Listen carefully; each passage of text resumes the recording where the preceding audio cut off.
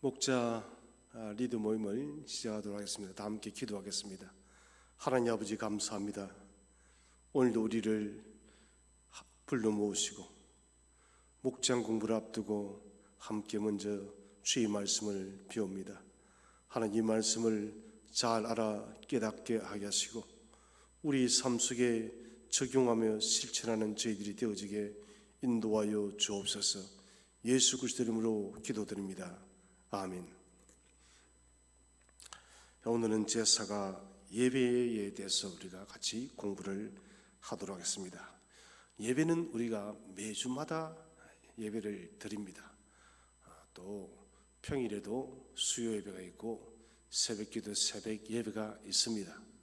예배를 드림에 있어서도 우리가 예배의 그 근본적인 뜻과 목적이 무엇인지를 모르고 예배를 드리는 경우가 아주 많습니다. 그래서 이번가에서는 목표가 우리가 하나님의 구원받은 백성으로서 예배의 올바른 이해를 하고 그리고 이를 통해서 하나님께서 예배를 통해서 주시는 온전한 기쁨을 누리는 것이 이번가의 목표입니다. 자, 먼저 우리가 들어가기 말씀을 보시면은 성도의 가장 기본적인 행위가 바로 예배입니다. 예배는 하나님과 교제하는 가장 보편적인 방식이며 하나님께서 가장 기쁘시게 또한 받아주시는 교제의 방법이라는 것입니다. 그래서 성도가 그리스도인이 예배가 없이 하나님을 만날 수는 없습니다. 또 예배가 없다면 그 사람은 하나님을 섬기는 사람이 아니라는 것입니다. 예배라는 것은 하나님의 구원받은 언약의 백성들이 하나님께서 불러주셔서 나와 하나님을 높여드리는 시간입니다. 우리가 말씀 듣기 이제 그림을 보시면은 한 초청에 대한 이야기가 있습니다. 고급 호텔 연예계 초청을 갔는데 이 사람은 초청장을 가지고 가지 않은 것 같습니다. 그래서 초청장을 가지고 오지 않았다라고 설명을 했지만은 안내하는 분은 이야기를 합니다. 초청장이 없으면은 이 예식에 이 모임에 참여할 수가 없습니다. 아무리 초청장을 집에 놔두고 왔다 해도 이 안내원은 듣지 않습니다. 그때 초청하였던 사람이 말합니다. 그 사람은 제가 초청했습니다. 자, 이렇게 해서 초청장을 가지고 오지 않았던 사람은 이제 그 예식에 참여를 하게 되어집니다. 두 번째 그림 보시면 이처럼 누구의 초청을 받았는가 하는 것은 각각 그 개인이 어떤 존재인가를 증명해 주는 중요한 증거가 되어집니다. 특별히 히브리인들의 결혼 예식에 있어서 초청은 굉장히 중요합니다. 초청장을 보낼 때는 그 사람의 배경, 삶, 인격 이 모든 걸 다 고려해서 초청장을 보낸다는 것입니다. 이 초청장이 없으면은 그 결혼 예식에 올 수가 없다는 것입니다.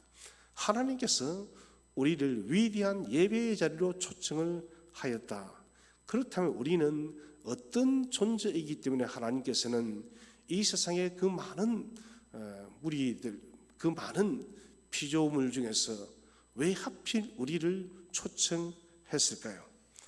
그것은 다른 것이 아닙니다. 예배라는 것을 통해서 하나님께서 경배받기 위해서 우리를 초청했다는 것입니다. 그럼 예배는 누가 드릴 수 있는가요? 그것은 하나님의 구속의 은혜를 드리는 구원받은 언약의 백성만이 예배를 드릴 수가 있다는 것입니다. 그래서 하나님께서 초청한 그 초청의 존재의 목적은 다른 어떤 사람이 아니라 하나님의 구원받은 언약 백성의 한 사람 한 사람, 이 사람이 하나님 예배의 초청의 대상이 되어집니다. 아무나가 나와서 하나님께 예배할 수가 없다는 것을 우리에게 이야기를 합니다. 그래서 예배라는 것은 하나님의 위대한 부르심의 잔치인데 오직 구원받은 믿음의 자녀들만이 참여할 수 있는 가장 특별하고 존귀한 자리가 바로 예배입니다. 이렇게 바라본다면 우리 성도들이, 우리 그리스도인들이 얼마나 특별하고 고귀한 존재인지를 우리가 알 수가 있습니다. 이제 네 번째 그림을 보시면은 하나님께서는 당신이 베푼 구원의 은혜를 받은 백성들을 불러 모으셔서 예배를 통해서 하나님이 기쁘심을 받으십니다. 하나님께서 행하신 놀라운 일들과 그의 기이한 행적과 그의 구원하심과 그의 높으심과 그의 영원하심을 하나님은 구원받은 백성들이 모여서 기뻐하고 즐거워하고 노래하는 것을 받기를 원하고 계신다는 것입니다. 그런 의미에서 하나님은 성도를, 그리스도인을, 구원받은 사람을 예배의 자리로 초청하신 것입니다.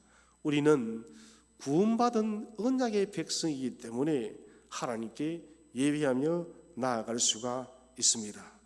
자, 이제 다음 그림을 보시면은 성경에서 예배에 대한 가장 대표적인 지침이 요한복음 4장 23절 24절에서 나옵니다. 하나님은 영이시니 예배하는 자는 영과 진리로 예배하라고 합니다.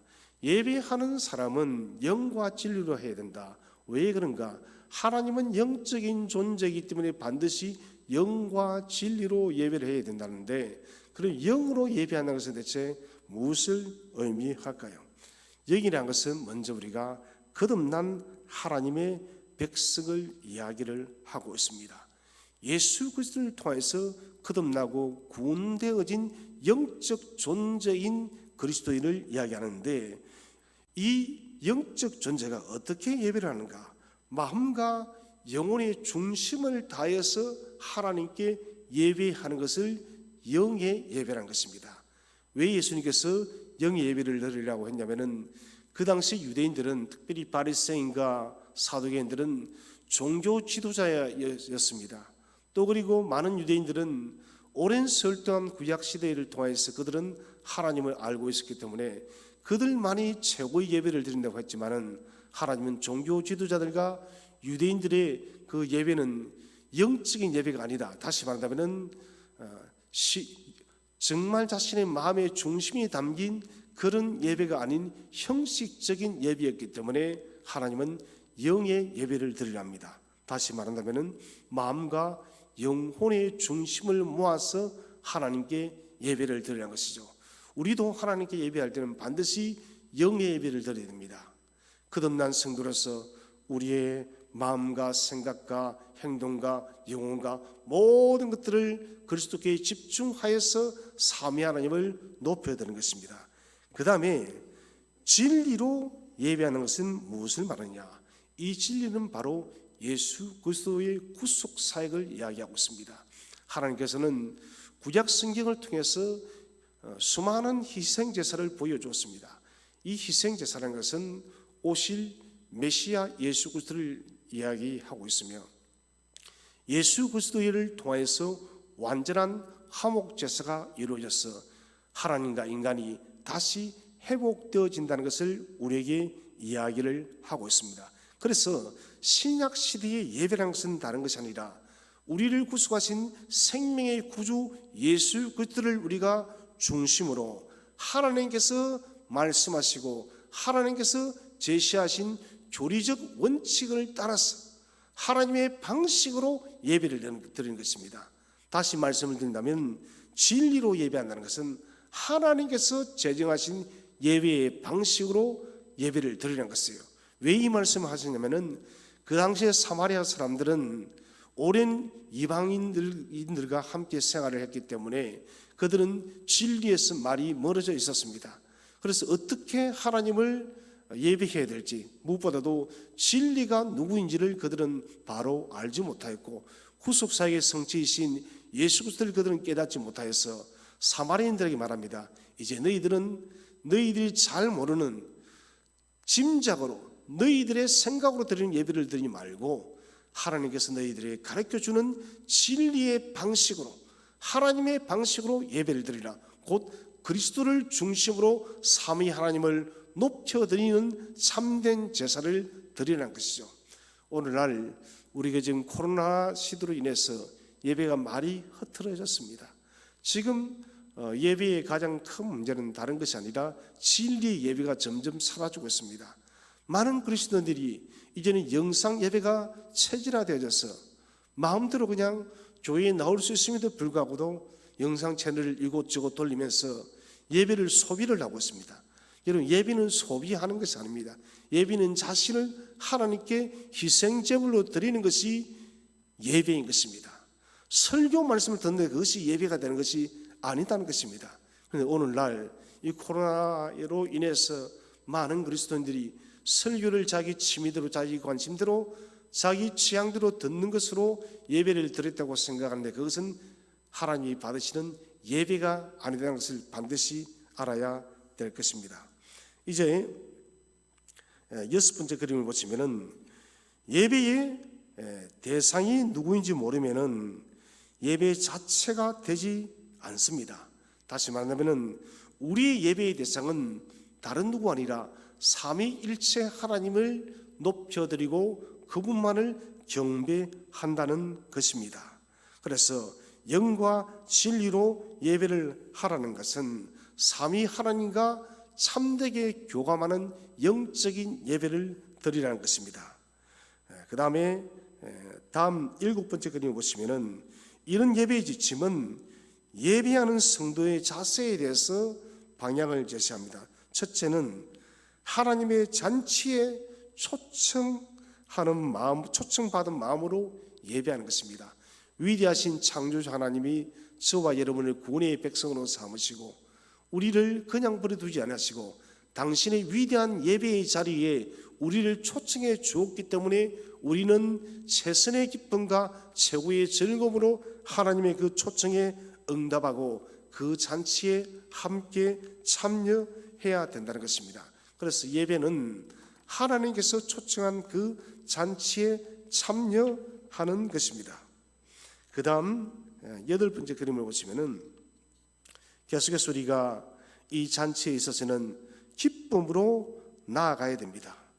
하나님께서 베푸신 이 위대한 잔치에서 베푸시는 그 모든 은혜의 풍요로움들을 마음껏 누리고 즐길 수가 있어야 된다는 것입니다. 그 다음에 그림을 보시면은 두 번째는 하나님을 만나는 기쁨으로 예배하는 것입니다.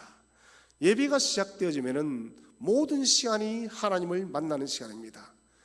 가장 많은 착각하는 것이 설교를 듣는 것이 예배를 드렸다라고 착각하는 것입니다. 그것은 아닙니다. 설교도 예배의 한 부분이 되어진다는 것입니다. 찬송과 기도와 신앙 고백과 헌금과 설교와 모든 것들이 하나님을 만나는 도구가 되어지는 것이죠. 우리 교회는 10시 45분부터 찬양이 되어집니다. 근데 많은 분들이 11시쯤 되어서 예배당을 오시는데 이것은 올바른 자세가 아닙니다. 이미 45분이 예배가 시작되어졌기 때문에 우리는 45분부터 찬양으로 하나님께 영광을 돌려드려야 됩니다. 그래서 하나님께서는 예배의 순서마다 하나님의 은혜를 베푸십니다. 그 은혜를 받은 성도들이 표현하는 것이 찬송이요, 기도요, 신앙 고백입니다. 그 중에 우리가 받는 것은 설교와 말씀과 축도입니다. 그리고 예배는 다 드리고 두 가지를 받습니다. 말씀을 받고 축복을 받는 것입니다. 나머지는 우리가 하나님께 다 감사의 찬송으로 하나님을 높여드리는 것이 예배라는 것을 반드시 기억을 하시기를 바랍니다. 자, 우리가 계속해서 온전한 예배자가 되어야 된다는 것입니다. 예배의 진정한 성공이라는 것은 다른 데 있는 것이 아니라 참된 예배자가 되는 것입니다. 예배를 잘 드린다는 것은 하나님과 그 자신의 관계가 바르게 되어져 있다는 것입니다. 예배에 실패한다는 것은 하나님과 그 사람의 영적 관계가 문제가 있다는 것입니다. 그래서 우리는 각자가 온전한 예배를 드리는 참된 신앙인이 되어지기 위한 고귀한 신앙의 목표를 반드시 가져야 될 것입니다. 결론적으로 하나님은 우리를 당신의 백성으로 부르고 예배자로 초청을 했습니다. 이제 우리는 예배자로서 초청되어진 사람으로서 그 예식에 참여한 자의 그 의무를 전심을 다해서 우리는 수행을 해야 될 것입니다. 한 사람이 결혼식에 참여를 했으면 그 결혼 예식에 걸맞는 모습을 보여줘야 되듯이 우리가 예배자로 초청을 받았다면 예배자로서 합당한 모습을 우리가 하나님께 나타내야 될 것입니다. 자, 여기까지 공부를 하시고요, PPT 영상을 보시고 함께 나눔을 보겠습니다. 첫 번째, 오늘 배운 예배에 대한 말씀이 그동안 내가 알고 있는 예배와 어떤 차이가 있는가. 자, 내가 막연하게 알고 있던 예배와 그리고 오늘 말씀을 통해서 배웠던 예배는 어떤 차이가 있는지를 잘 점검을 해 보시기를 바랍니다. 특별히 형식적으로 우리가 예배를 드리고 있다면 그것은 예배가 될 수가 없습니다. 주님 반드시 우리에게 영과 진리로 하나님을 예배하라고 했다는 것이죠.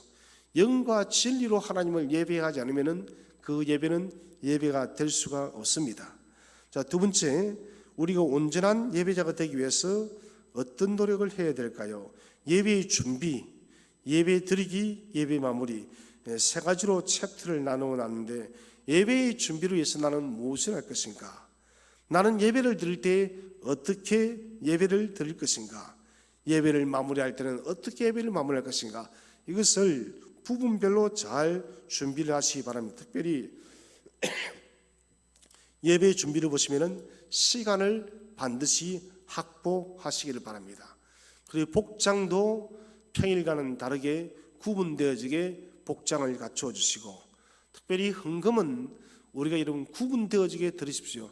주머니에 움켜놓은 그런 물질을 드리는 것이 아니라 한 주 전부터 성경책에 뒤어놓고 우리가 준비되어진 헌금을 반드시 드리기를 바랍니다. 그리고 매일마다 예배를 위해서 기도해 주시기 바랍니다. 예배를 드릴 때는 시간을 준수하시고 예배에 적극적으로 우리의 마음을 다해서 참여하시고 말씀을 잘 듣고 요약하면서 정리해 봐야 되겠습니다. 예배를 마치면은 예배를 통해서 내가 받았던 은혜를 함께 나누고 또 말씀도 적응해보는 그런 삶을 살아가야 될 것입니다. 이제 정리를 하자면은 하나님께서는 독생하신 아들 예수 그리스도 십자가의 은혜로 우리를 구원하셔서 예배의 초청자로 우리를 불러주셨습니다.